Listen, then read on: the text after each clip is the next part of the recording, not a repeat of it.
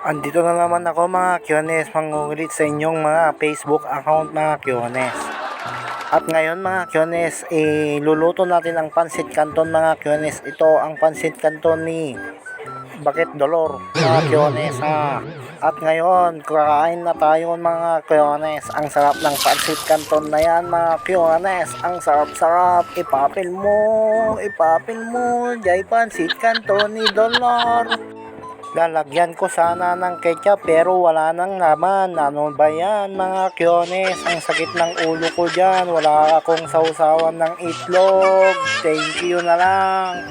Ipinagpatuloy ko na lang kumain mga Kyones. Ang sarap naman ng pansit canton ni Bakit Dolor. Oh, shit. Impapil na mga Kyones. Nes. Natapos na akong kumain mga Kyones ay nag-igib ako ng pangpaligo ko sa sarili ko mga Kyones kasi nangangamoy na akong patay mga Kyones. Baka multuhin tayo ni Bakit Dolor mga Kyones. At sinimulan ko nang mag-toothbrush mga Kyones para maikat yung mga tartar ko at mga dikki mga Kyones at mga bangsit ng sangaw na nga yan, mga yan.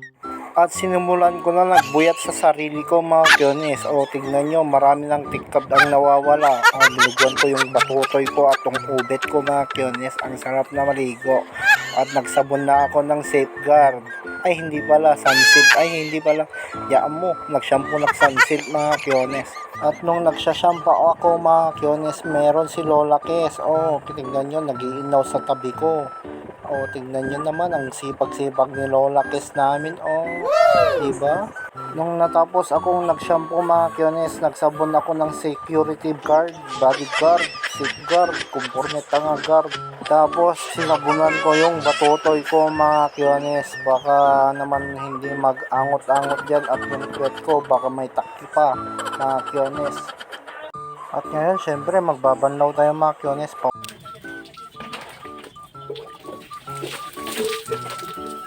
Tapos na akong naligo mga Kyones, nagpunas-punas ako ng tolya mga Kyones at tatanggalin ko na tong mahiwagang shortpang ko. Mga Kyones, tingnan nyo, isasalapay ko dyan. Yan, ang taba-taba ko pala. Mga Kyones, shit, isalapay ko na. Siyempre, naligo na tayo mga Kyones, fresh ko. At pupunta tayo magpataya. Si Lola Kes, hello! Pogi na kung karami Pogi na ako. Sige, mga Kyones. Punta na tayo magpataya.